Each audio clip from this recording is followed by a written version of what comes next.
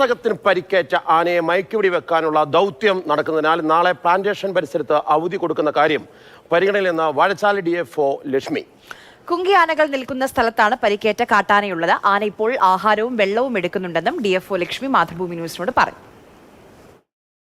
Vazhachal DFO ലക്ഷ്മിയാണ് ഇപ്പോൾ നമുക്കൊപ്പം ചേരുന്നത്. മാഡം, ഇപ്പോൾ ഇതിന്റെ ഒരു പുരോഗതി ഏകദേശം ഇന്ന് തന്നെ പണി പൂർത്തിയാക്കാനുള്ള തീരുമാനമാണ്. അതെ, ഇന്ന് ഉച്ചയോടുകൂടി തന്നെ കൂടിന്റെ പണി പൂർത്തിയായിരിക്കാനാണ് നമ്മൾ തീരുമാനിച്ചിരിക്കുന്നത്.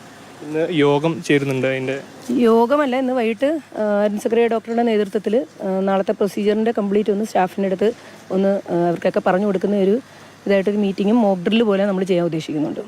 വാഴച്ചാൽ വെച്ചിട്ട് അവിടെ തന്നെ? അതെ, അതിരപ്പള്ളി വെച്ചിട്ട്. ഇപ്പോൾ അവിടെ നിലവിൽ റോഡൊക്കെ ലോക്ക്ഡൗൺ കാരണം ഇന്നലെ തന്നെ കുങ്കികൾ വന്നപ്പോൾ തന്നെ ഒരുപാട് പേര് വന്ന് അതിനെ ഇറിറ്റേറ്റ് ചെയ്യുന്ന രീതിയിലായിരുന്നു. അപ്പം ഇന്ന് നമ്മൾ കംപ്ലീറ്റ്ലി ആൾക്കാരുടെ മൂവ്മെൻ്റ് അതിൽ കൂടെ ബ്ലോക്ക് ചെയ്തിട്ടുണ്ട്.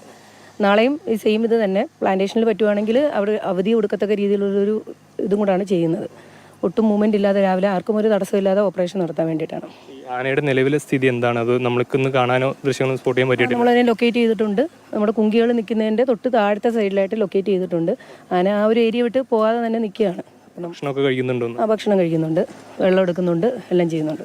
ഈ മയക്കുവെടി വെച്ചിട്ടുള്ള ഒരു നീക്കം തന്നെയാണോ അതോ വേറെ എന്തെങ്കിലും ഒരു പ്ലാൻ ബി ഉണ്ടോ? ഇപ്പോൾ മയക്കുവെടി വെച്ചാൽ അതിൻ്റെ ഒരു ആരോഗ്യസ്ഥിതി എങ്ങനെയാണെന്നുള്ളതൊക്കെ കുറച്ച് ആശങ്കയുണ്ട്, വീക്കാണെന്ന് അരുൺ ഡോക്ടറും പറയുന്നുണ്ട്. അപ്പോൾ അതിന് മയക്കുവെടി വെക്കാത്ത തരത്തിൽ എന്തെങ്കിലും ഒരു പ്ലാൻ ഉണ്ടോ?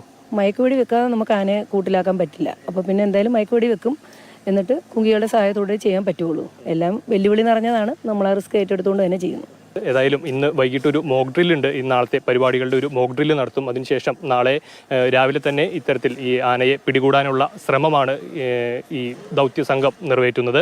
കോടനാട് നിന്നും വിജേഷ് പുതുവാശ്ശേരിക്കൊപ്പം വിഷ്ണു പ്രകാശ്, മാതൃഭൂമി ന്യൂസ്.